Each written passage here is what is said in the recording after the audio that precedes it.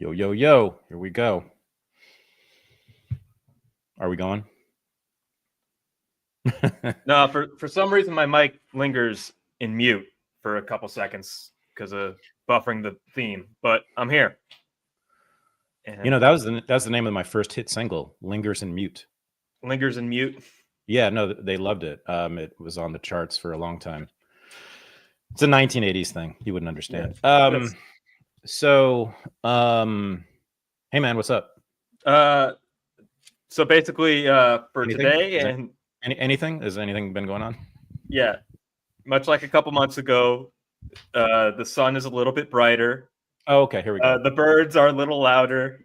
The air has a little bit more oxygen in it. Mm-hmm. There's going to be screenshots all over Twitter tomorrow of that right there. Do you want to own that now, or do you want to? You want to get in front of that, as they say, or do you want to?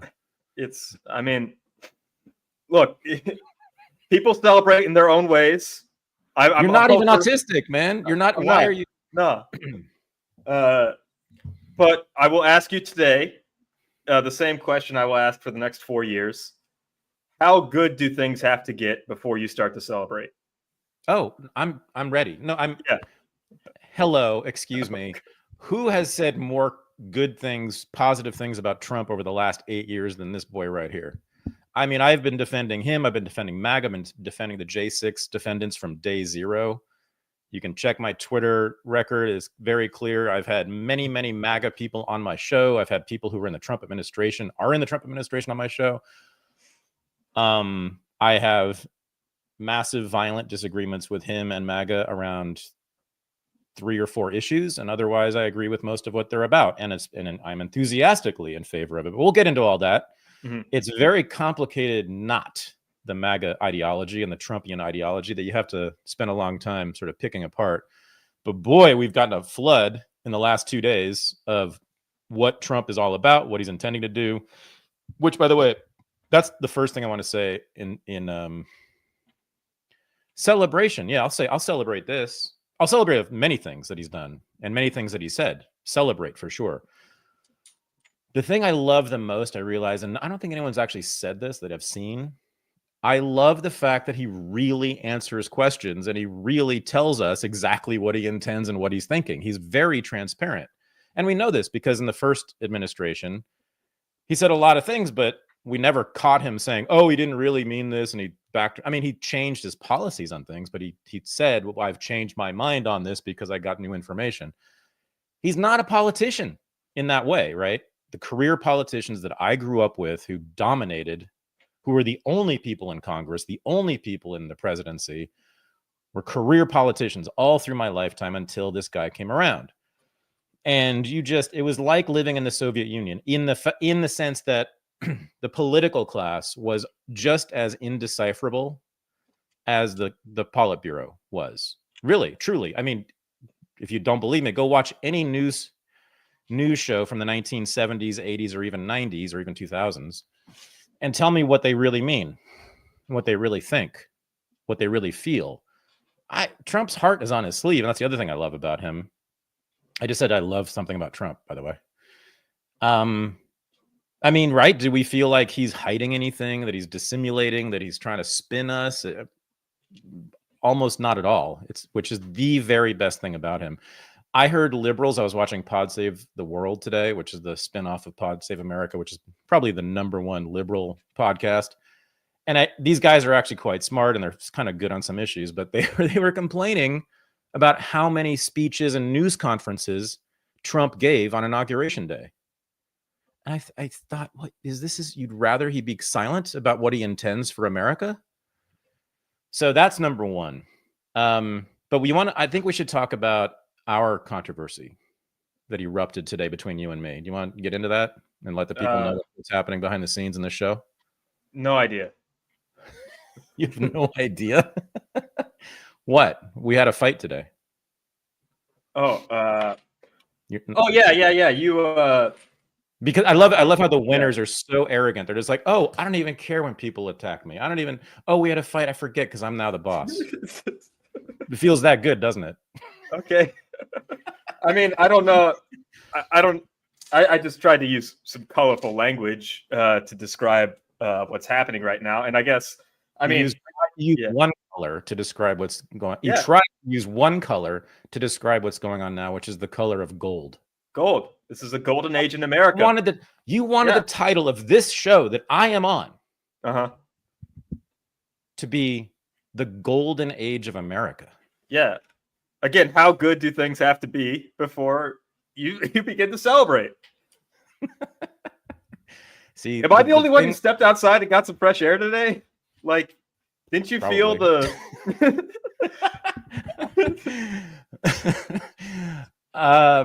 Well, no, I did. I actually went to Safeway, and I was looking around, and I didn't see any gold.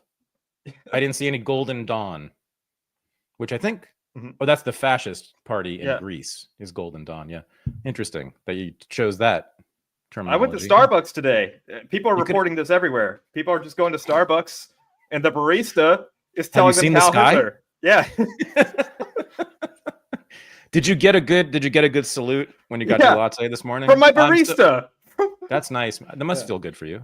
Yeah, it feel good. It's, good. Yeah, it's that. But the other idea I was floating around for the title of this show is "The Adults Are Back in Charge." The adults are back in the room, which is I also vetoed. True. So just for the people here who are watching and are very upset right now, I just want everyone to know that I vetoed both ideas, and we ended up with the title that we have. Yeah. No, I was going to say that this is the genius of this show, is that there's an actual tension between us around certain issues, and this is one of them, especially recently. No, I'm completely serious. Imagine it. I mean, not imagine. Most shows, almost all shows, have two people who completely agree on everything. Not so here. You're just your typical, Afro-Cuban percussionist, MAGA fascist. It's I've seen it a lot. Okay, I mean it's almost cliched at this point, but. These Afro-Cuban percussionists, it's just they're the red hats and the clothes border, the beautiful wall. They keep talking about what are you doing? All right, what do you want to do now? How do we break this down? There's so much to get through. There's Ross Ulbricht is a free man after 10 years of unanswered prayers. Ross Ulbricht is a free man. Hell yeah. Hell yeah.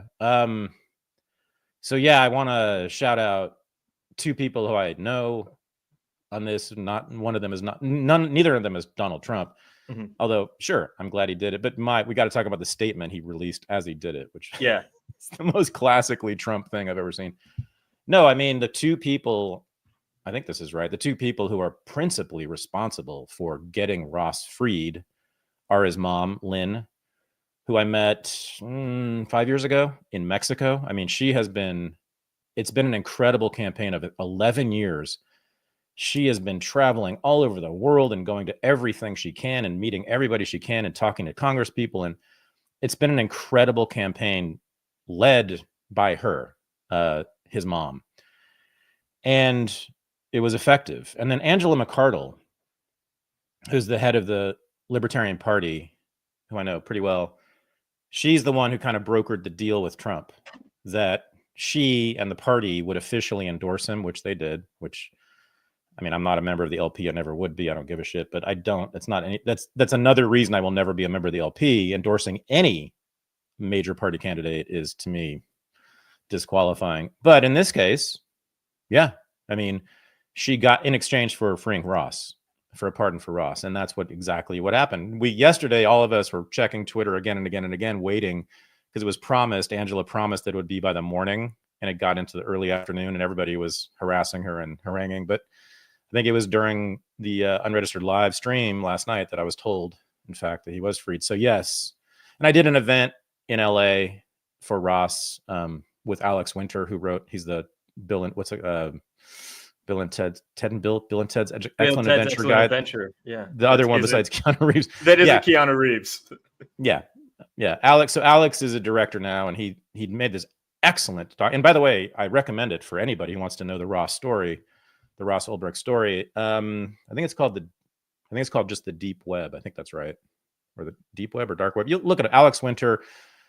So I did a whole event with him in LA 5 years ago to talk about the film, but also, of course, to promote the campaign to free Ross. So I've been around this movement, I've been around this campaign, and I've known actors in it, and it's a good day. I mean, you know, anytime someone like that, anytime a non-violent person gets out of prison, I celebrate. I think there are many people who need to be in prison forever.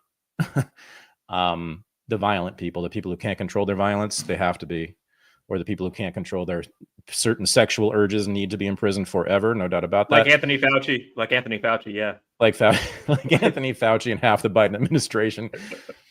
Well, I mean, they actually killed people. In fact, I think last time I checked, I think the virus that Fauci helped spawn did kill a couple people. So yeah, I think he should probably go somewhere for the last few years of his miserable life.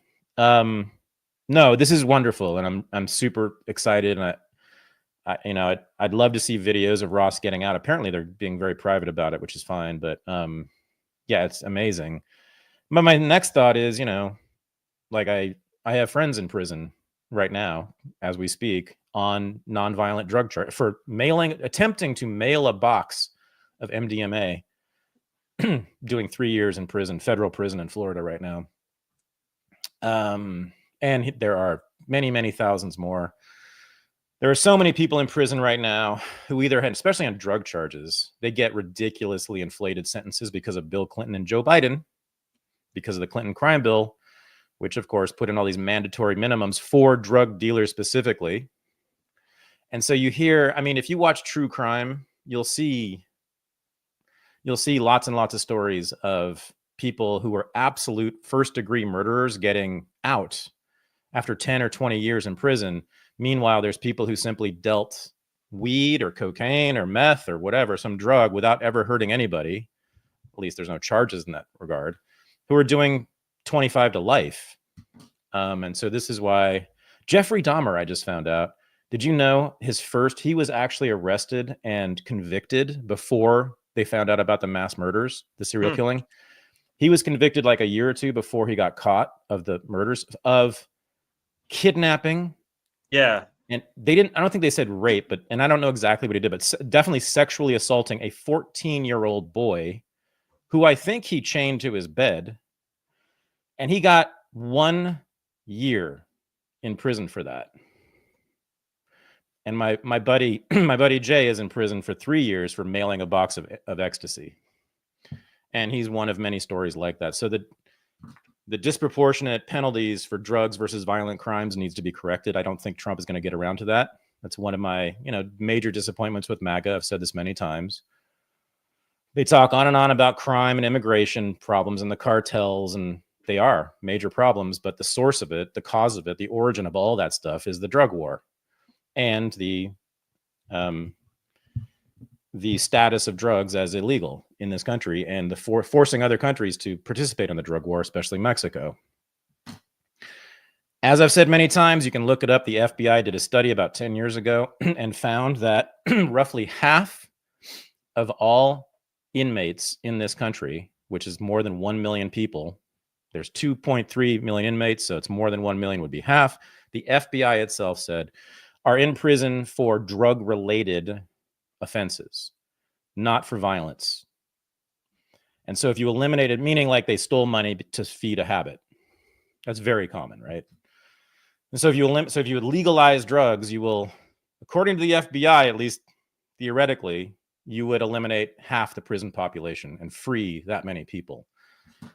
Trump has never even mentioned this. Steve Bannon has never mentioned this. They're not interested in it. And this, to me, is the heart of the problem with conservatism, because it's attached to these sort of traditional conservative norms, which include a prohibition on things that make you feel good, and a harsh prohibition, not just a prohibition like on jaywalking, which is also illegal, but harsh prohibitions, as I said, culminating in the Clinton-Biden drug law of 1994. Again, Joe Biden is the author of that fucking thing, and that's one of many, many reasons dude should also maybe go to prison too, because he is responsible for the annihilation of the lives of countless people across the country who are simply dealing drugs. So there's that. What else should we talk about? Where else should we go here? Where should we start? Again, Trump was a spigot for about 24 hours there, and phenomenally rich political discourse. I've never heard a politician say that many clear and specific things that were quite provocative about so many different issues. But so where do you want to start?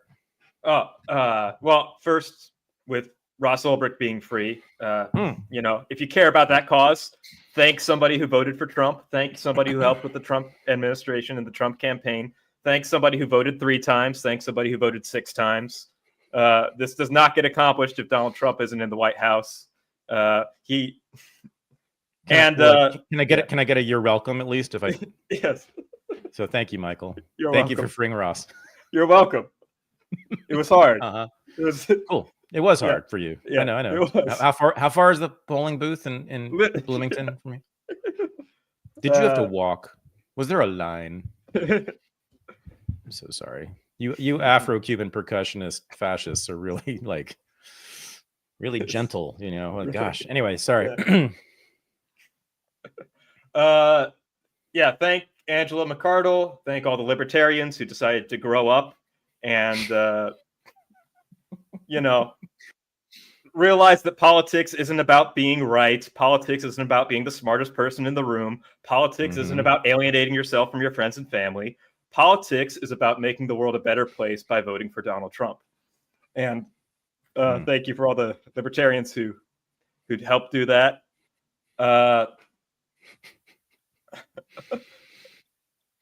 So politics. I thought you were going to say politics is not about growing the biggest neck beard you can. Neck beard. You're talking about libertarians? Yeah. No, they got over and wearing fedoras. They stopped doing that about 10 years ago. I told them I would never speak at any Libertarian Party event unless there were no fedoras or neckbeards in the audience, and they actually delivered on that. You won't see fedoras anymore at Libertarian Party outings because of me. Anyway, I'm trying to teach them not to be autistic. It's not. It's been going. I've had mixed results. I think the pardon of Ross Ulbricht is good in juxtaposition with Biden's last-minute pardons of Fauci, his brother, Adam Schiff. Son. Yeah, his son. The January Lynn 6th Cheney committee, Liz Cheney. Yeah, Liz Cheney. Lynn was the wife. Yep.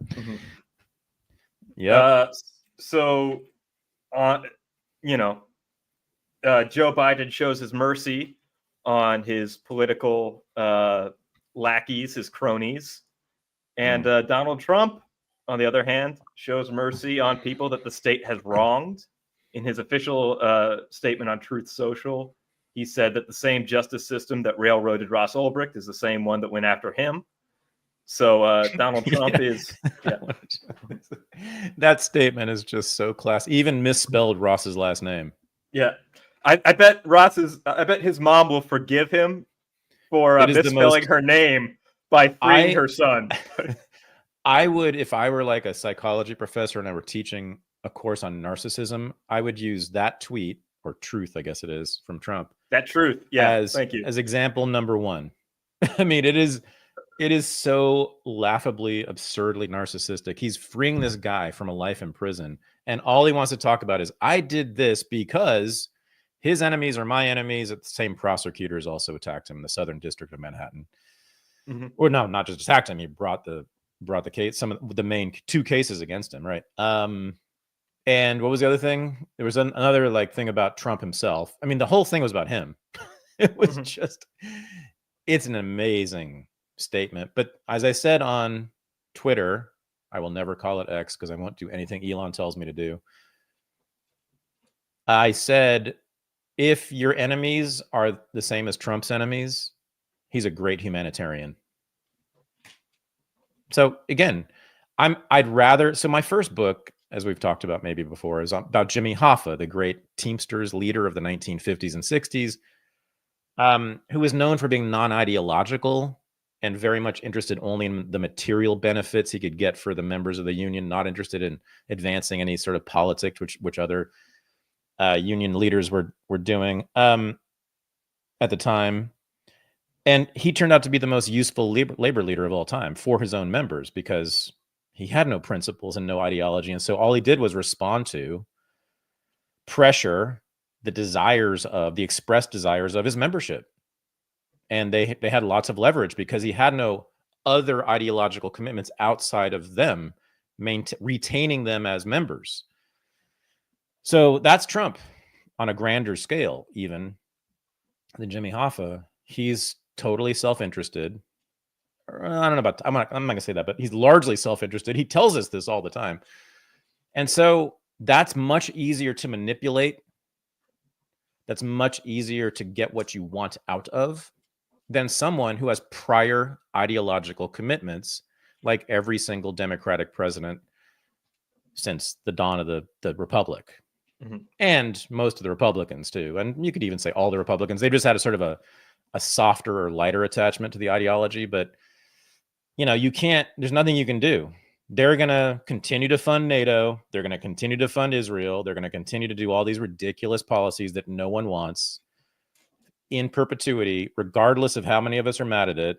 They're going to go to war in Korea and Vietnam and Iraq and Afghanistan and da-da-da-da-da.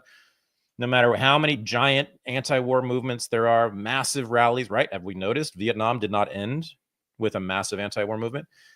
Because they're ideologically committed to the American empire, but there's other ideological commitments too, like race. The Democrats, very well known since the 1960s, have had this sort of completely religious attachment to what I call racial liberalism, and will not deviate from it a jot, no matter what happens, no matter how many elections they lose, even, right? They're still just as committed to the DEI multiculturalism of the post-civil rights era as ever. But Trump, here's an example. He was opposed to the Dream Act, the Dreamers, right? He wanted to deport the Dreamers when he got into office in 2017. And Ivanka talked him out of it, told him it was a bad idea. And it was, hurting these poor kids that were in college and they were strivers and they were good Americans and stuff. And he reversed himself on the Dreamers. And he's done that on several issues. On foreign policy, he's done it many times. I mean, he hired a bunch of non-neocons, then he hired a bunch of neocons, then he fired the neocons and and now he's back to a mix of that. So, yeah. Yeah. This is the failure of the political establishment to fully co-opt MAGA. They tried to destroy him. They tried to throw him in jail and prison when all they had to do was write wonderful op-eds in the New York Times about him whenever he did something that was in favor with them. He would have been the most easily co-optable person ever, but they threw the book at him, and now he is a civil rights icon, a symbol for the oppressed, a symbol for anybody who has been done in by the corrupt Democrat FBI justice system, and he will execute the will of the people. How many nonviolent people has he released from prison already? Of all the commutations and pardons. I mean, some of the J6ers did in fact, oh my God, punch some cops, which, I mean, who hasn't punched cops? But most of them are completely nonviolent, completely. And the charges weren't even of violence. And so there's no controversy about that. And it's hundreds, right? Yeah. Plus Ross. How many? I think it was 1,500. I might be wrong. But yeah, I think, right. Yeah. More than 1,000, right. I mean, has any other president, and this is the thing, commuted or pardoned that many non-violent criminals? I can't think of it. Really awesome. I mean, some of what Trump says, and I hope we have some clips of this, some of what Trump has said just in the last 2 days, and many things that Trump has done, I find exhilaratingly awesome and unprecedented. Things that I have never heard or seen done in all my life in American politics. He has said things in the last 2 days that only Noam Chomsky and Ron Paul would have said. He has done things that only proponents of drug legalization would have done. He has done radical things, said radical things on multiple issues. Then he contradicts himself, but we can get into that. What I want to find, as everyone wants to find, and everyone's struggling to find, is a coherent structure to Trump's thinking? Is there something? It doesn't have to be an ideology, right? Could be his own ideology, but is there a way to predict Trump? Is there a way to understand the totality of his thought? Is there a system in there?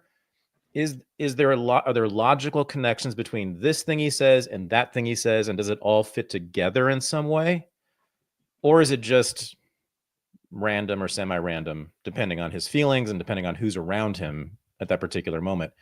I still don't know, and everybody is searching for that. I've noticed every commentator on Trump, and in particular in the last couple of days, has been asking this question: what does he really think in totality? Is there a Trumpian ideology? And I don't even know. I think the pardoning of Ross Ulbricht points to at least he is making good on his campaign promises that he sees his role as transactional with his voters, and he's proving himself that he's good on his word, and he's the deal maker. But aside from that, from his inauguration speech, he said, "My proudest legacy will be that of a peacemaker and unifier. That's what I want to be, a peacemaker and a unifier. I'm pleased to say that as of yesterday, one day before I assumed office, the hostages in the Middle East are coming back to their families." Yeah, it's pretty simple. It's just peace and prosperity, I think is the... And I don't think he wants retribution against his enemies really that much. I think he's cool with Biden going free. I think he's cool with all the criminals going free. That we're just going to be in a golden age of peace and prosperity in this country because he's going to competently golden do what dawn. He was doing. Yeah, exactly. Golden dawn. Yeah, like in Greece. Yeah. Mm-hmm. Yeah. Boy, he's hard to figure. And I think it's really that he was never trained as a politician, meaning he didn't enter politics at an early age and become a political party activist, in one of the parties, and sort of rise through the ranks in one of the parties, and of course play by the rules to do that all the way, and make favors and sculpt an ideology, right, to fit the party you're in, which everyone in the Democrats or the Republicans has to do. He never went through that process at all. He drops in, and then when he's in his 70s with this sort of lifetime of, a head full of ideas, and begins to say whatever he wants. He doesn't have any commitment to sort of the historical ideologies of the major parties. And that's what's so amazing about him, but it's also so scary about him. But I think, yes, I will say this about war and Trump. I've already said this, but I am prepared to say again and again, until I see otherwise, that he's the first American president with a visceral disdain for war. He's the first American president, even including Jimmy Carter, the first American president who really doesn't like war deep in his bones. He called John Bolton a warmonger yesterday, and I tweeted he's the first American president to use the term warmonger as an epithet. He also revoked his national security clearance on first day. I know. And of course, Bolton says, and then of course, the entire liberal class agrees with Bolton. This was Trump conspiring with Iran to assassinate John Bolton. Sure, guys. No, but he went on and on about John Bolton being a warmonger, and that's his problem. But he also strongly implied that he used Bolton. He said, in fact, he said, I used Bolton effectively, because he would put him in first in these meetings, and Bolton would be like, I'm going to bomb your country and rape all your children. And then Trump would, saunter in after Bolton gave them the riot act and say, hey man, no, let's cut a deal, Kim or Vlad or whoever I'm talking to at the moment. Soon it's about to be Hamas, I would imagine. And Bibi Netanyahu. And then they're much more pliable. It's much easier to get stuff out of them. Read Art of the Deal. That's one of his tactics, one of his techniques. And it's quite effective. It's very primitive, very simple, very commonsensical. utterly non-ideological. It's the kind of thinking that businessmen do. It's very effective because only one thing matters in business. It's profit, not serving some greater cause. Your business will usually tank, almost always tank, if its primary commitment is to some ideological cause. So that I love also. I just still wonder why he made Elise Stefanik his UN representative, who today in Congress in her nomination hearing said that she agrees with Ben-Gvir's claim that Israel has a biblical right to the West Bank. Biblical. She was asked that specifically in the hearing. Do you agree with Ben-Gvir's argument, which is the whole right wing of Israel says this, that the West Bank belongs to Israel because of what the Bible says? And she says yes, straight up. Why? Hegseth for defense, same thing about Israel. He has some people also in his cabinet, or soon to be cabinet, who have also said similar things about Russia and Ukraine. So I don't know. We'll see. But I got to say, most of what he has said, certainly about foreign policy, has been spectacular. Like spectacular. What he said about Iraq, which I tweeted out in his first press conference, what was it? What was the quote? He said, we blew up the Middle East and got nothing for it. A lot of people died. We killed a lot of people. I mean, it was like Noam Chomsky talking. He said, then he dropped he spilled the beans on Ukraine in also an amazing way. He said to the reporters, the numbers of Ukrainian dead that you've been reporting has been wrong. There are many, many more people who have died. And the reason is the government has withheld the numbers. I mean, he's talking about one of the worst cover-ups you can imagine. They covered up the numbers of Ukrainian dead to continue the war to kill more Ukrainians. And how do we know this now? Donald Trump. Unreal. I mean, an American president saying these things, absolutely unprecedented. Now, we'll see. He's also has Mike Pompeo as the ambassador to Israel, and Mike Pompeo has said Israel has a biblical right. Mike, right? No, Huckabee's. Pompeo's out. You're right, Huckabee. Yeah. God, well, they're the same. Huckabee and Pompeo have the exact same position on Israel. Yeah, but Huckabee plays bass.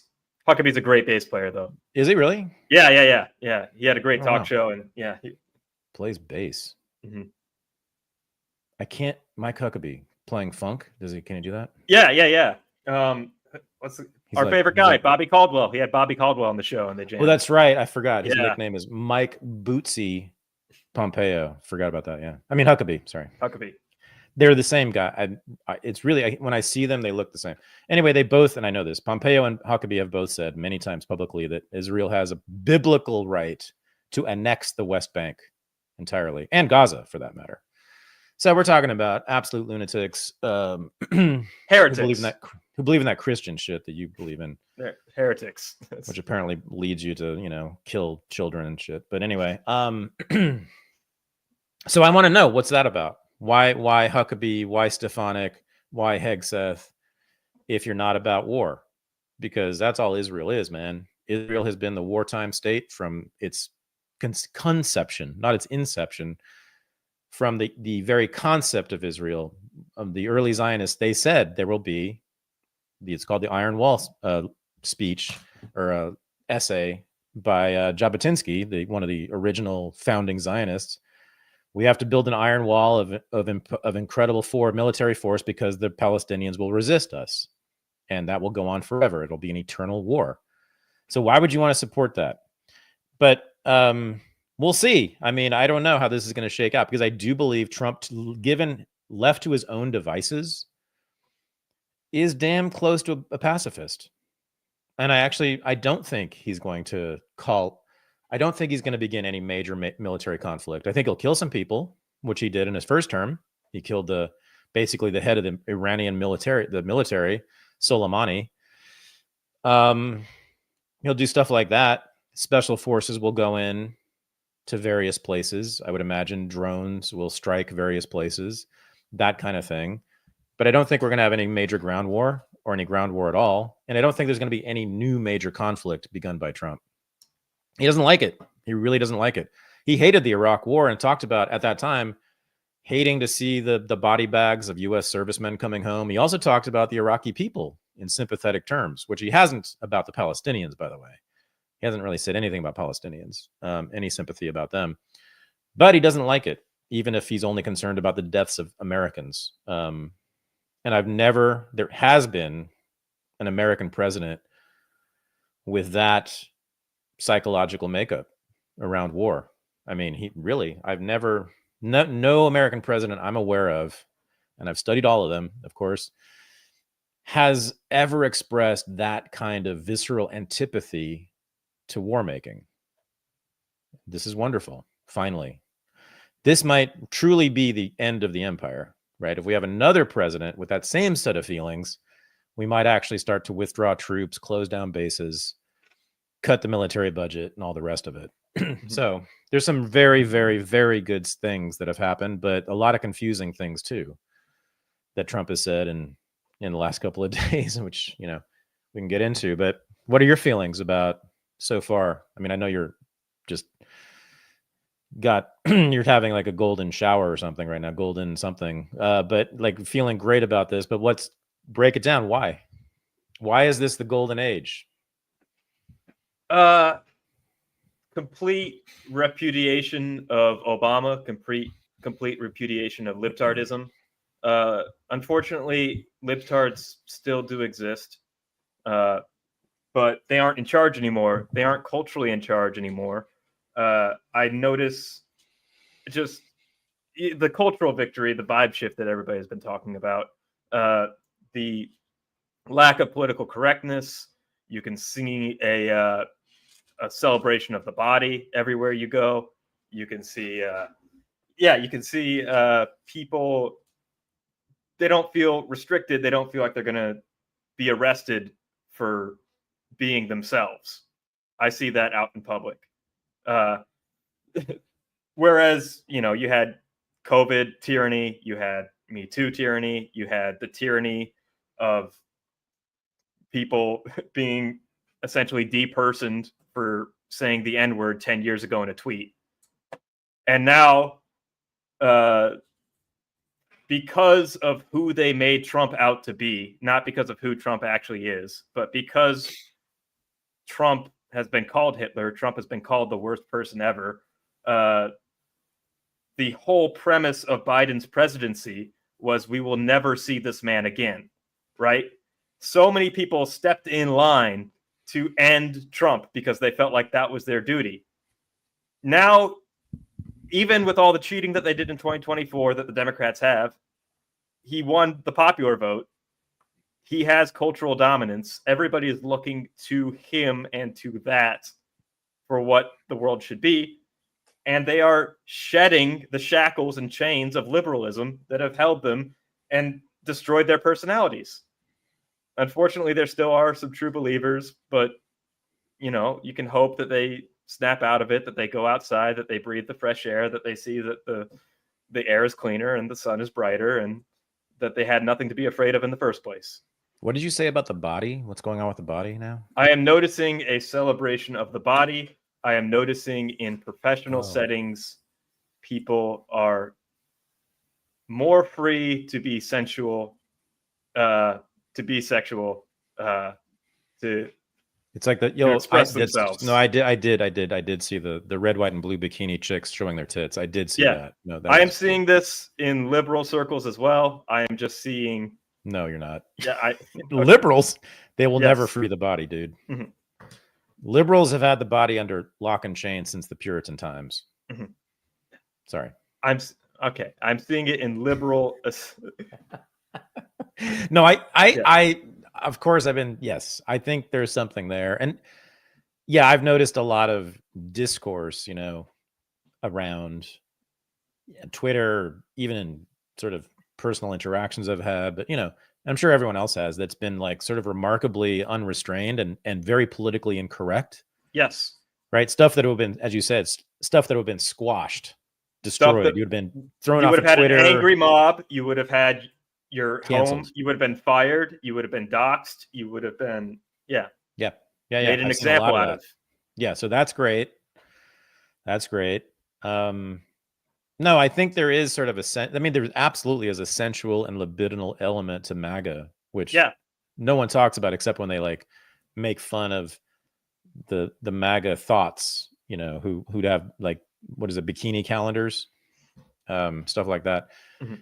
I mean, there's, you know, a beautiful contradiction in the middle of that because he's also the candidate for the Christian evangelicals. So, you know, who don't like bikinis or tits, as far as I can tell. And that's another contradiction within MAGA that needs to be resolved, don't you think?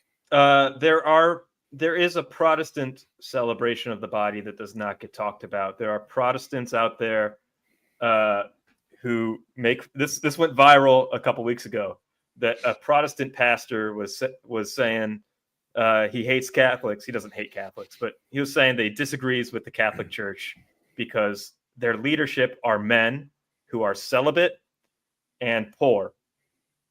And that is nothing for men to look up to. So there is a line in like prosperity gospel or masculinity that wants that, like, you are promised a hot wife if you obey God.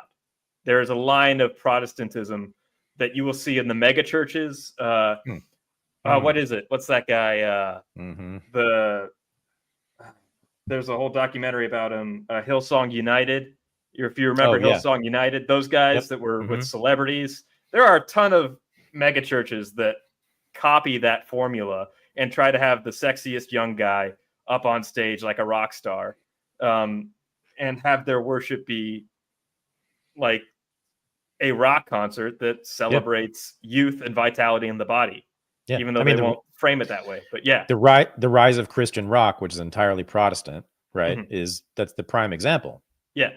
Rock and roll used to be, right, considered the devil's music in Protestant churches because it was libidinal and sensual and sexual. It is.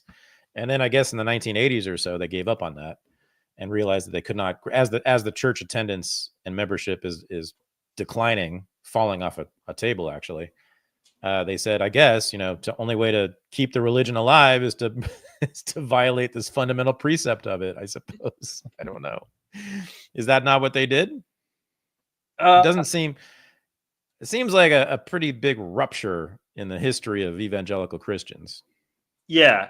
Do you not remember the moral majority? No, you don't. You're 5 years old. The moral majority, you've heard of it. The moral majority, that was the mainline Protestant, evangelical Protestant politics through my lifetime until the 2000s, basically, was all about, it was just Sharia law, Christian Sharia law. I mean, they hated anything that was sexual at all. They wanted, you still see some of this, TV shows and movies to be like all G rated. And, PMRC, the music censorship, they were the ones who led the campaign against hip hop music and rock music, and the vile lyrics, the sexual lyrics of them. That was the evangelical Christians. I mean, anti-sex across the board, not just anti-abortion. I don't know. There's something happened in Christianity there where they kind of gave up on, as I say, I think it's like the central piece of evangelical Christianity, which is the repression of the body. No? I think it's the work ethic as a cultural practice.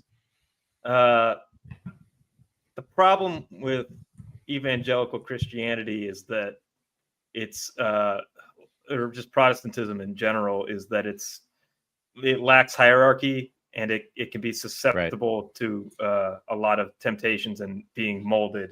It can fall victim to rock concerts and Instagram pages that get you millions and millions of dollars, and how to become successful at business so you can give money to our church seminars.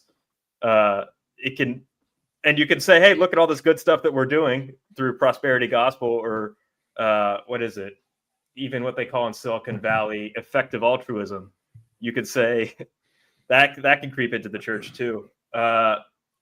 I do want to talk about a little bit the prayers that happened at the inauguration. The Yeah. the National Cathedral pastor. Yeah, the heretical lesbian? national cathedral. Yeah.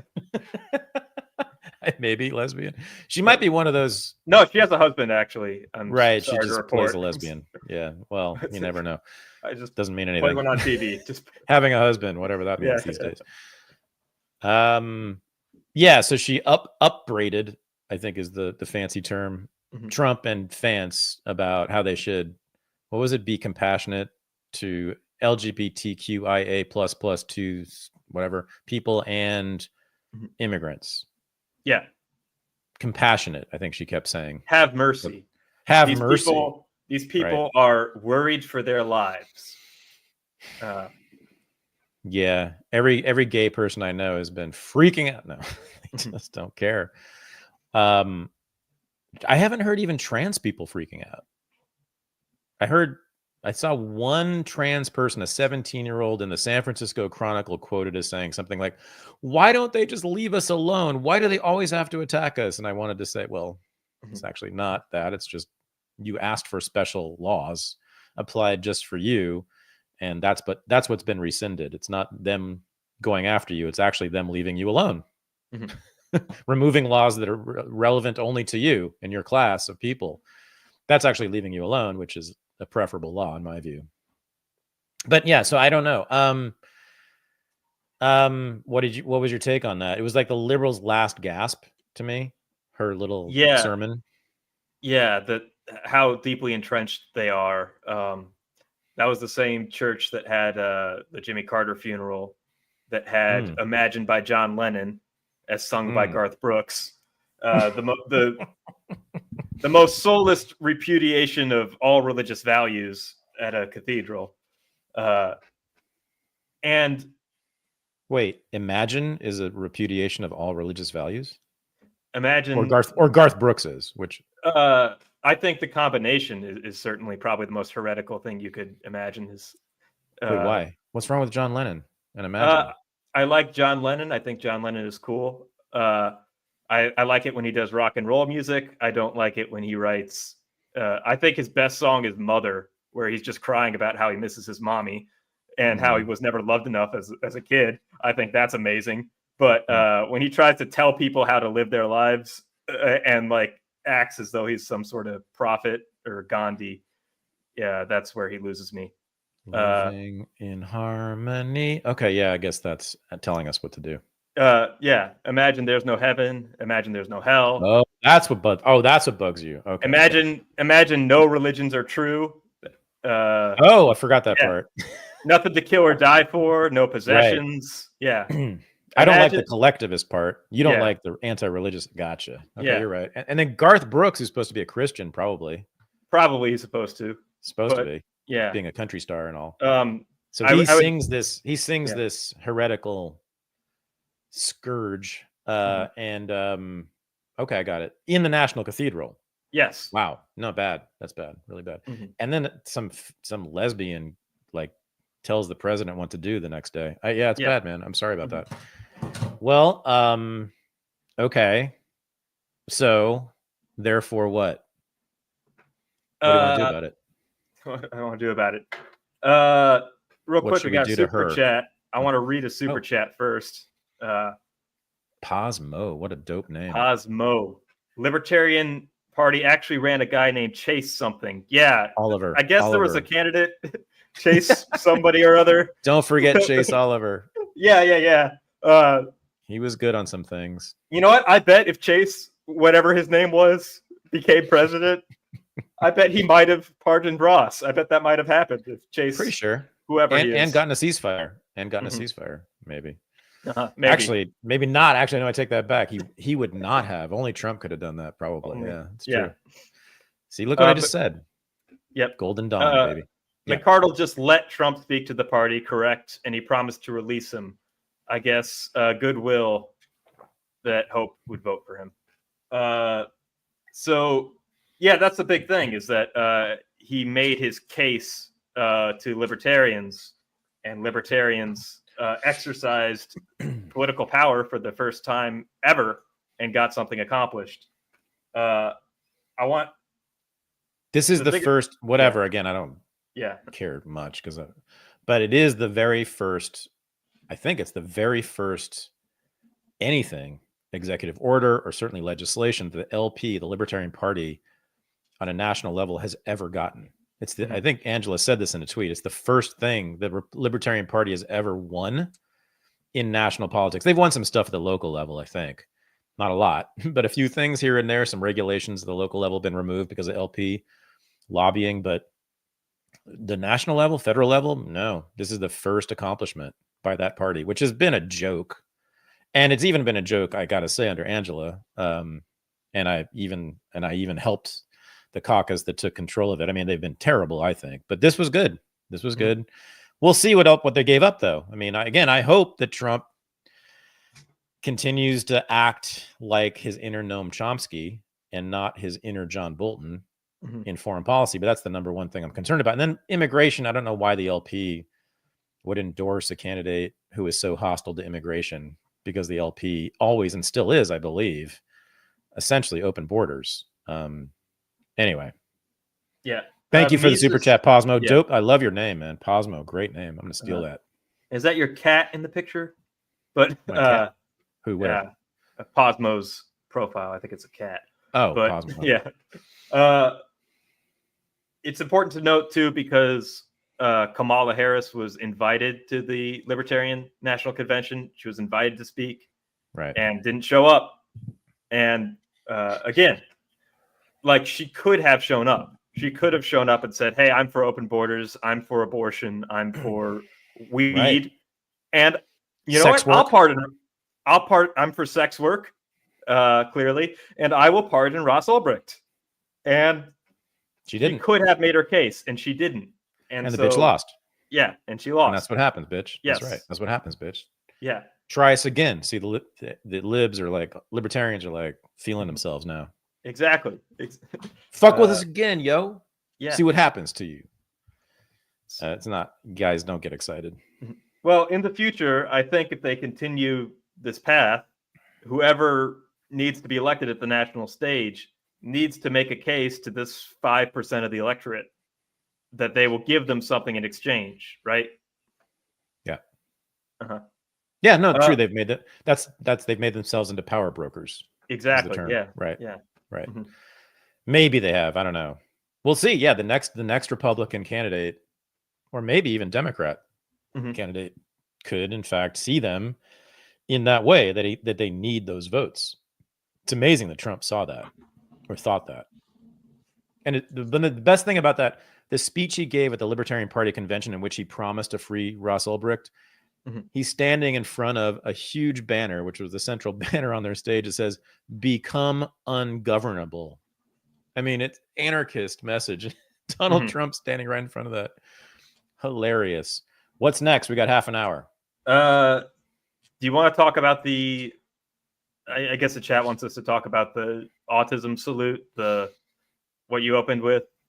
I don't think it's worthy, but yeah. Well, it is in the sense. I mean, whenever there's major discourse about something, it's worth talking about. And there's certainly major discourse. Have you seen the liberals talking about it? Yeah, but I don't. It's like TDS never. It's almost as if the TDS hasn't even receded at all. I mean, they are just as insane about this stuff. They're all smart ones. I mean, like British ones. You know, I've seen a lot of British liberals like completely convinced that this was a Nazi salute by Elon Musk. That Elon Musk is a Nazi. I think across the board, like the smartest liberals, and some who I have a lot of respect for otherwise even, are completely convinced that he is an actual capital N Nazi, and that's what that was. It was a dog whistle or a signal that we are entering a new Nazi era in America. Yeah. Wow. So that's worth discussing, that way of seeing the world still exists. Yeah. And I can't stand Elon Musk, and I want to talk more about him, but I mean, that is just as dumb as possible. Again, just so dumb. So, and that's important, though. Don't you think? I believe these people deserve compassion. I don't believe they should be allowed to vote, but I think they compassion. Yeah. I actually don't think they deserve compassion. Uh-huh. But I don't care if they vote. They should be barred from like public service or barred from like any actual power. They should be graciously allowed to do menial labor, but because I think that's the only thing that will cure them of their disease. But yeah, I don't think these people should be taken seriously at all, ever, and that they were thoroughly rejected at the ballot box. Is there anything about Elon Musk's place in the Trump administration? Is there anything about the presence of the major tech oligarchs like Zuckerberg and Bezos and the head of Twitter, some Indian guy, I forget his name, in the Trump administration? Is there anything about Trump's expressed desire to crack down with law enforcement on various groups, not just immigrants? Does any of it give you pause? Any of it concern you? Does any of it seem to you at all fascistic? Uh, The cult of personality around Trump, how about that? The nationalism, the ultranationalism, the corporatism. Elon Musk, I just found this out today, is the #1 recipient of U.S. government funding. The #1 in the world. He receives more funding from the U.S. government than any person in the world. Every one of his companies, all of them, SpaceX, Tesla, all of them, have received massive subsidies, massive contracts with the U.S. federal government. And he now apparently gets to decide a lot of policy. I mean, he's on Twitter telling us all the time, even talking to like friends of mine, like, oh, someone else tweeted him, hey, Elon, what about Ross? What about this? What about that? And he'll be like, oh, I'm checking on that. I'm working on that. Don't worry, we'll get that done too. He's a major player. Now, that's a hallmark of fascism, corporatism, where the state and big business collaborate in co-managing the country, the government. I don't know. There's some fascistic things here. No? Do you not care at all? Are you like, this is all just good? It's all just golden?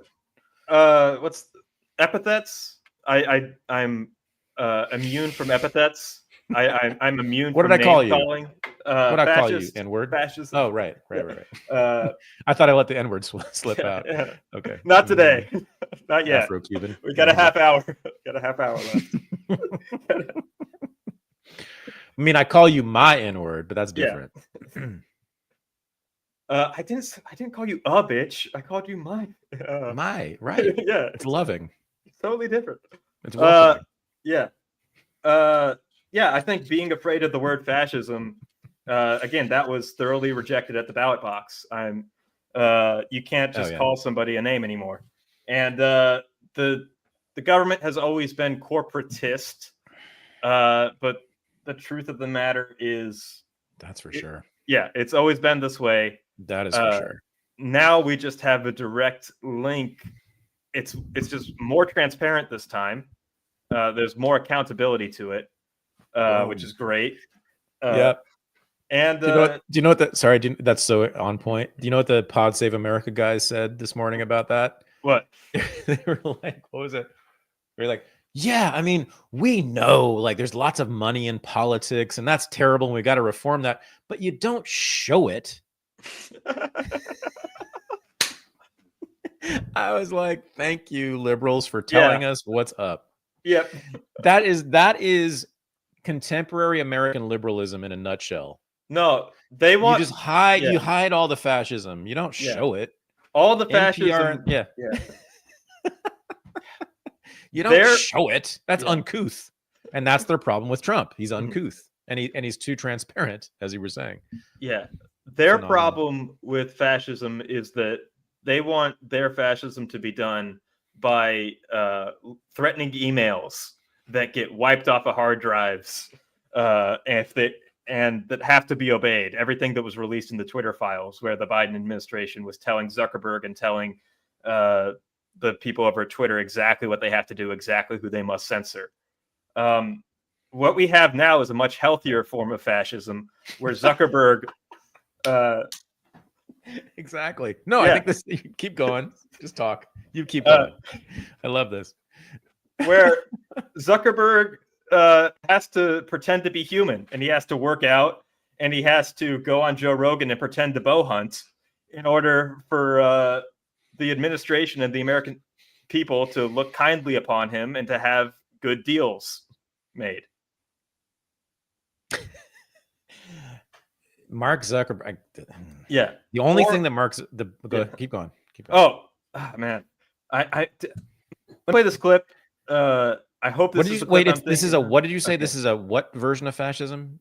It's a healthier. It's healthier, more transparent. Make America healthy again. Yes. And no, it's true. Yeah. Through a better fascism. Michael Weimer, once again, you fucking nailed it. No, that's exactly what I would say. I mean this. This is exactly right. Exactly right. It's a better form of fascism, a healthier form of fascism. Yeah. And we'll have less obesity. Watch. Yeah, exactly. In 4 years, Americans will be thinner. I promise. And this is the thing, man. I really feel sorry for libs, because they are committing suicide on so many levels. They are ceding ground of culture. They are ceding ground of health. The libtards used to be the ones who cared about health, but now RFK Jr. has taken that over and made that MAGA. So any sense of vitality is gone with them. But this clip, I believe, is Mark Zuckerberg pretending to bow hunt. This might be the wrong clip, but this is the one Zuckerberg clip I have. When they were trying to roll out the vaccine program. And I'm generally pretty pro rolling out vaccines. I think on balance, the vaccines are more positive than negative. But I think that while they're trying to push that program, they also tried to censor anyone who is basically arguing against it. And they pushed us super hard to take down things that were true, right? I mean, they basically pushed us and said, anything that says that vaccines might have side effects, you basically need to take down. And I was just like, well, we're not going to do that. We're clearly not going to do that. I mean, that is kind of inarguably true. Who is they?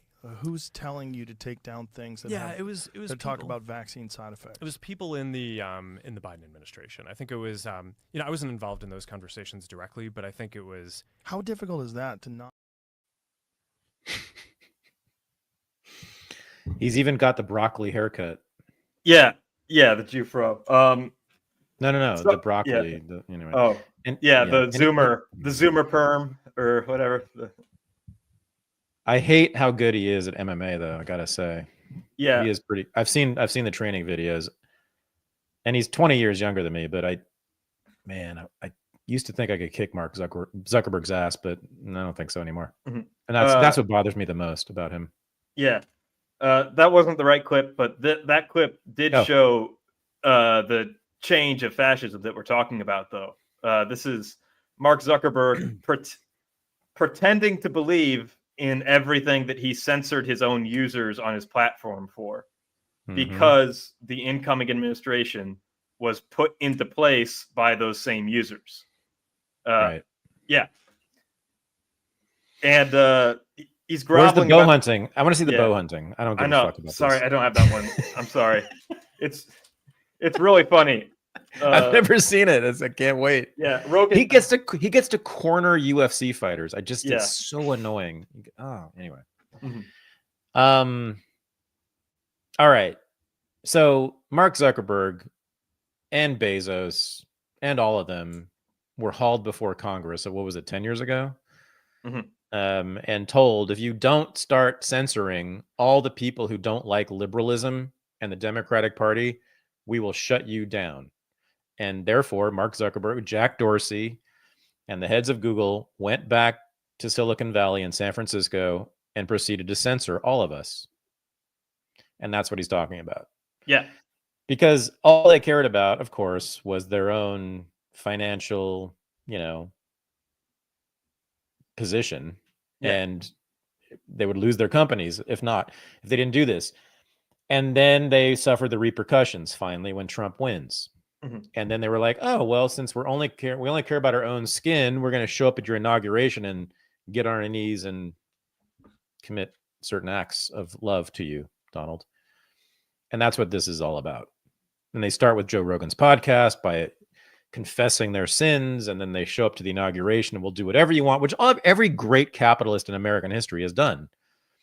Oh, we have a fascist president now, meaning Franklin Roosevelt. You can look up that history too. The corporatism in America, he reached its peak under Roosevelt and the New Deal, when heads of industries and businesses would go to the White House and literally write legislation governing their own industries with the Roosevelt administration. This was the most corporatist fascist moment. And here we are again. That's what these guys are about. Never trust anything Zuckerberg or Bezos or any of them ever say about actual policy or politics. They're clearly only in it for their own good, which is fine. And I prefer that. As I said, I prefer those kinds of people to ideological people, because you can move them and bend them and shape them depending on who's in power. And again, yeah, well, Trumpism is a celebration of the body. Look at pasty Mark Zuckerberg during the Biden administration. Look at pasty Mark Zuckerberg during the Obama administration. And look at him now. He's tanned. He's jacked. He's doing MMA. He's doing water sports. He's bow hunting, allegedly. And it's a much healthier place to be. Look at Jeff Bezos.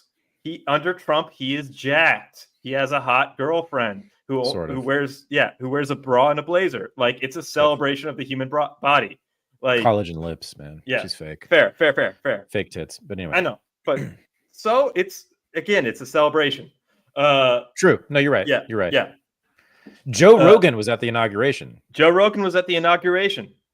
Yeah. There is nobody who loves the male body and the male form more than Joe Rogan. Did you just call Joe Rogan gay? Is that what just happened here?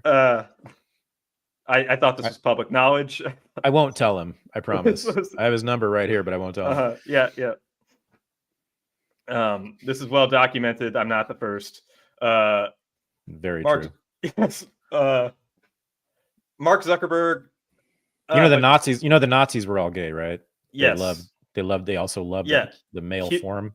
Hugo Boss. Yeah. Am I kidding? The Nazi propaganda posters were just, I'm not kidding. This was all, and again, you'll see this in the World War II course, but like shirtless men digging ditches for the Third Reich was a central, motif of the Nazi propaganda. I'm not kidding. Just saying, Michael, just keep going. Whatever. Okay. I thought you can't be pro-gay and anti-Nazi. Like, you gotta pro-gay, anti-Nazi. I can't square that circle. You can't. No, as Chuck D said, it won't fit in that hole. Yeah. Sorry. To quote Bushwhack Bill, homie, don't play that. Right. Bushwick Bill. Yes. Who of the Ghetto Boys, and that was the last good political song of the hip hop gold. That's a golden age. Now that's a golden age. Hip hop, 90s hip hop. They're great anti-war. I forget the name of it. The song about getting drafted. Fuck a war. Right. Oh my God. Everyone should go listen to that right now. There's a video too. Go watch the video right now. Stop listening to us. The last great, truly anti-war, truly, I would say, anarchistic hip-hop political song recorded, which was about 30 years ago. I'm sorry. Back to you. Yeah. So Zuckerberg, in that clip, he had to pretend that he didn't pay hundreds of millions of dollars to elect Biden in the first place. Right. I just thought that was worth noting. Right, exactly. Yeah. Oh, you were a Democrat. You were holding up the Democratic Party you were the ones who did the whole election scam. Fortification. What were the boxes called? The Zuckerberg drop boxes, the ballot, which was the source of all of it, the corruption. Yeah. Oh, you were the guy who did that just a minute ago, but now you're cool because you have broccoli hair. Yeah. He has to pretend now that he isn't the sole reason why Joe Biden was elected was, Right. and the agitprop that was Instagram in 2020. If anybody remembers having Instagram, like, you would be reminded to vote like more than your mom told you to brush your teeth when you were 4 years old.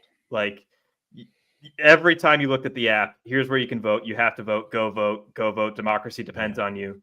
And you know, for a platform that is against disseminating violence, that George Floyd video was everywhere. You could not avoid it. And it was on Instagram. If there's no Instagram, there's no George Floyd riots. It's as simple as that. And that was all agitprop by Mark Zuckerberg at the behest of the DNC.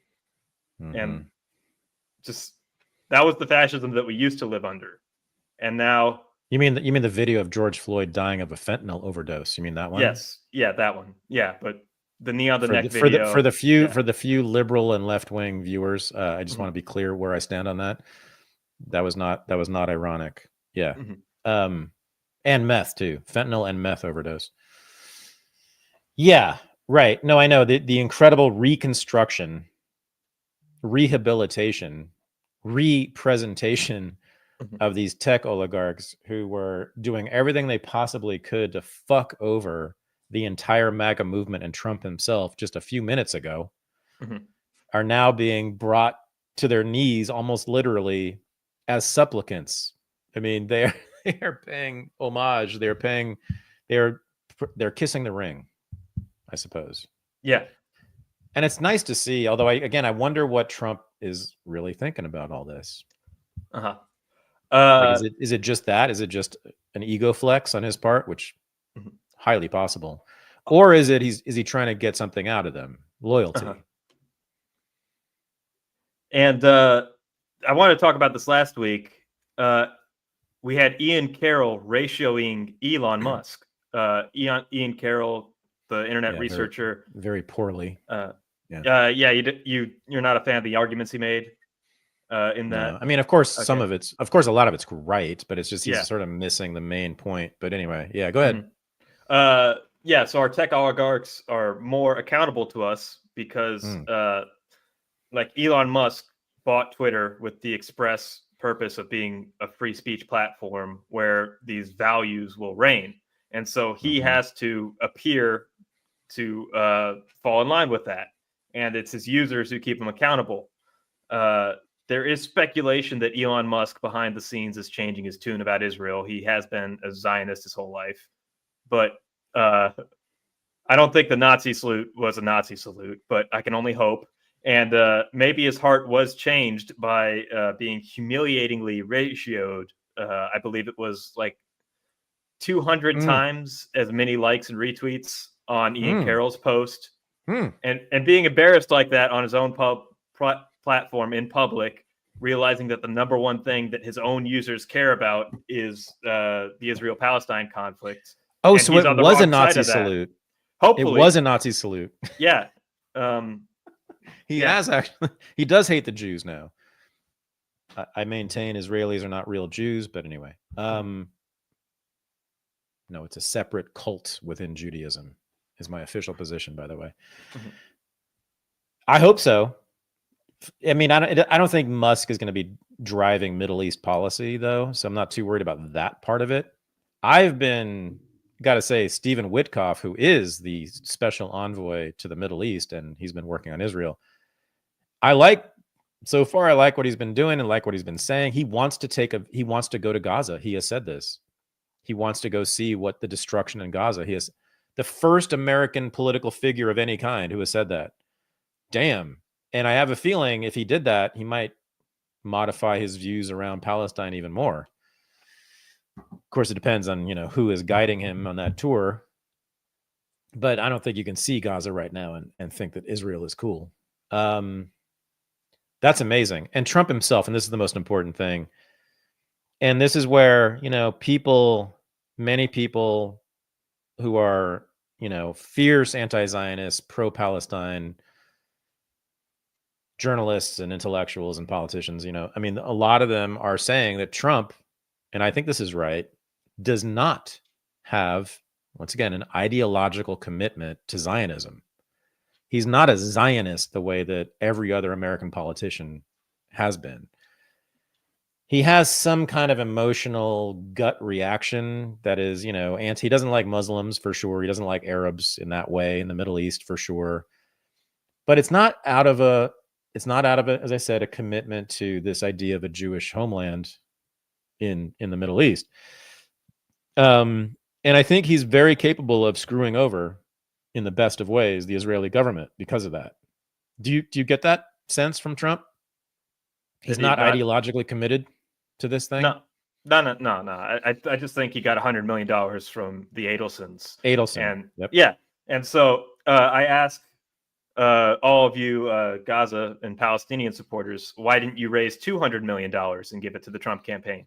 This is how it's very simple. Just buy your politicians and they will do your work. Well, no, or we need to figure out a way for the Netanyahu government or the Israeli state or anybody in Israel to screw over Trump. We need him to find out that they've been, or like maybe tell him about the USS Liberty. Yeah, no, that's becoming more mainstream. Oh. I think he knows. I wouldn't be surprised if he knows, because that's just history at this point. Like, you can't deny that. Yeah, he might not know about it though. I think if Trump wants Trump, why did he post the Jeffrey Sachs video? I mean, there's something going on there. Yeah, no, there's something going on between him and Netanyahu. I think Trump is out to get Netanyahu. He knows. They really do. He's scrolling on X. You can't scroll on X for 5 minutes without seeing a USS Liberty video. True. Yeah, it's true. Yeah. That alone, this is going to be one of the most interesting things about this Trump administration is how Trump learns the history of Israel and Palestine and how he adjusts his positions on it. Because he's already, look what he's done already. He posted Jeffrey Sachs video. Yeah. Which is the most radical anti-Israel thing you could ever see. And then he forces a ceasefire and tells Bibi Netanyahu, I don't give a shit about Shabbat. Get down here. We're going to make this deal right now. It's pretty incredible. I think you have to thank Tucker Carlson for laying the groundwork on that. Tucker Carlson has had several interviews with Jeffrey Sachs. Everybody should watch his interview with John Rich, the country star. Oh, where they talk about Big and Rich. I love Big and Rich. Yep. Yeah. They weren't Honky Tonk Badonkadonk, but they had another good one. No, did several good ones. Yeah. But save a horse, ride a cowboy. Thank you. Again, Trumpism is a celebration of the body. And big hats. And big hats. John Rich, he talks as an evangelical preacher about how Christian Zionism is heresy. He doesn't say that explicitly, but if you follow his whole interview, he talks about the Schofield Bible. He talks about the history of the Schofield Bible. And he talks about how if you actually read the Bible, there isn't a separate dispensation for any of God's people. God's people is the church, and that's one dispensation. And Tucker and John both say this has wide-reaching implications on our foreign policy. And he says that this will cause a lot of distractions in the right. But again, I think if you want to solve this problem, you just need to ask Christians to read the Bible more and ask your evangelical friend to actually read the Bible. These people who talk about sola scriptura, they need to read the whole thing and get the whole picture and be consistent with it, because the Christian heresy is only 100 years old.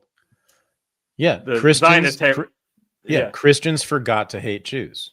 Exactly. What the fuck is that about? What? Hello, remember they killed Christ? Don't you guys? What? That was not even that long ago, and now you're like, oh, we love Jewish people. Let's go to Israel and help them kill children. What is? Well, the Zionist thing is actually probably an anti-Semitic thing, because if you believe this tract, you believe that the Jews are only allowed to rule on earth, and that they will go to hell when they die. But just for the sake of, I believe this is the actual belief, is that they don't act, that God has allowed them to rule on earth so that the end times prophecy will be fulfilled, but they will not have a kingdom in heaven. That's Christian Zionism. Christian anti-Zionism is they're human beings with dignity like everybody else. They need to, with their own minds and hearts, follow Christ. They were the ones who came to the Ukraine in 1895 and talked to my family, the Koenigsbergs, and said, hey guys, you're thinking about going to New York. No. Way better. Go to this place down in the desert that's full of these Arab Muslims. Go make your homeland there. Go live there instead. Yeah, that'll be better for you. And since then, 35,000 Jews have been killed in Israel. And basically no Jews have been killed in New York for political reasons since then. Lesson learned. Don't trust the Christian Zionists. They're out to kill you, my people. Excellent point. Okay, yeah. It's taking me a second to share the screen here, but I want to talk about our upcoming winter term over at the Academy. Oh, thank you. Yes. We will be doing the foundational text of the Bible, and we haven't figured this out yet, but we might do something about Christian Zionism in there and the biblical lack of roots in that. It might be a piece of it. Yeah. Yep. Yeah. Or the winter term. We're doing Israel and Palestine again, which I believe will go over, the whole history of the conflict and the history of the players involved and why people have their alliances. Exactly. But beyond that, you've got Thaddeus Russell 101, Race Scroll and down. Racism, There you go. the history of ideas, postmodernism and introduction, and Savior Nation, America conquering the world from its inception. Indeed. Yes. Savior Nation. Used to be called Dangerous Nation. It's been rebranded. And it's the history of American foreign relations from the beginning of the Republic through the Spanish-American War, which was sort of the birth of the American global empire overseas. But here you go. The winter term goes over for the next 3 months. We have these 5 courses and begins next Tuesday. Race and Racism begins next Tuesday. So now's the time to check it out and become a member. But just go to the website and look at it. Look around. Unregisteredacademy.com. Click on these courses, see what we're offering. You will become so much smarter and you will have so many more historically informed, important things to say whenever you get into arguments with your friends about current politics. The other thing I want to announce right now to all you watching, and which is now more than 400 people, is that we're going to end this live stream next week permanently. There'll no longer be offered. This live stream is over. I haven't told Michael this either. Unless every one of you becomes a patron of this show, which is like the cheapest, easiest thing to do. Just become a patron on Patreon of Unregistered, and we will continue. And if I don't see that, thank you. Patreon.com/unregistered. Yeah, we're done. This will be the last Unreported. Michael, it's been nice knowing you. You're a wonderful guy, so smart. It's been great doing this with you, but I won't see you after now unless we see more patrons sign up to help this show keep going. And cool? I was planning on killing a puppy if we don't have enough people sign up. Live on air, and it will be your fault. Eviscerate that fucking thing. Yeah. I want to see entrails and blood. Yeah. Yeah. Which I'm glad you said puppy. Yeah. I believe that was the National Lampoon magazine drive that was actually very effective. Did they actually kill a puppy? No, they didn't have to because people behaved and they bought enough subscriptions. But it's called the art of the deal. It's the art of the deal. There you go. All right. Oh yeah. So, but also the thing is, if you become a patron, you can be a part of the famous after show, which is starting in about 1 minute after every Unreported. We have the after show, which is a Zoom meeting. We hang out for a long time on a Wednesday night, and you can be completely anonymous. You don't have to show your face or your name or anything. You can just come and watch if you want, or you can come and like yell at me and yell at Michael and tell Michael to start agreeing with me more and whatever it is that's like burning in your soul. Yeah, it's a lot of fun. Okay. Well, Okay, what? I'm just glad Ross is free. That's all. Oh, that's all. Yeah, right. that's all. And for these, Can you do it? Is it okay to do it with the left too? I don't know if is it just a right hand or can you do a left hand? I'm saying when you and your friends hang out at the like, meetings. what do you got? Do you do the left or the right? What's the? If I told you, I'd be kicked out of the club. meetings. If I told you, I'd be kicked out of the club. You know how this works. Which club is that? What's the name of your club? Okay. Yeah. All right. I'm doing a show with a fascist and it's fine. Okay. Golden Dawn. Yeah. Can't wait for it. We are looking for guest instructors potentially, right, on some of these courses. If anybody wants to make suggestions, Sure. I think you're still looking for a racist. I think you're still. No, I am. If anybody knows your definition. I've said this many times. This is absolutely serious. I have been looking for decades, actually, for a serious intellectual racist who, and again, I mean someone who really believes in race science and believes in the basic precepts of classic racism as we lay out in the course. There are a few out there who I respect as intellectuals. I do, even though I have some disagreements, but I want someone to put that forward because I do know that it does represent a lot of thinking of many, many Americans, by the way, of left and right. It's not just a right-wing thing, this old racism thing. But yeah, so if you know of anybody, like Jared Taylor is kind of the most famous, and he might be this person, but there's others out there. If you know of anybody who would be good to be interviewed by me on Unregistered Live on a Thursday, maybe tomorrow, hit us up. Unregisteredmedia.com. Sorry, what's our email address? Unregistered. There's a number of them. There's unregisteredpodcast@gmail.com. That's there, one. That one. Okay. Thank you. Yeah. Unregisteredpodcast@gmail.com. Go to the Unregistered Academy website. You'll see there's an email there. Use that one too. Hit us up with some suggestions for a good old-fashioned racist who's actually intellectually serious. And I would absolutely love to interview him or her on the Thursday live stream. And we'll talk about the other courses coming up later. But yeah, this race and racism will be the next couple of weeks. And then we'll go on to Save Your Nation and the Bible. So please help us, give us support, and keep us going. This is all because Joe Biden won't answer our emails now that he has all the free time now, and he should get back to his roots at race science.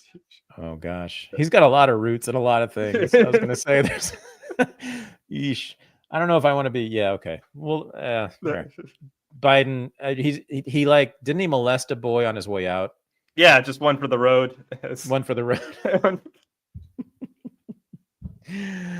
Oh gosh. All right, Michael, you are awesome. This has been amazing. Thank you all for showing up and watching and hanging out and staying. And I guess inviting your friends because the number keeps going up of people in the room here. So it's awesome. Thank you so much. And unregisteredacademy.com, patreon.com/unregistered. That's it. There's just 2 places to go to check us out, to support us, to see what we're doing, to take courses, to learn American history, philosophy, to learn the deeper roots of what's going on right now. Yeah, real simple. Thanks, everybody. Thank you, Michael. Oh, and I'll see you at the after show. Yep. See you at the after show. We're out. Peace. After the party's the after party.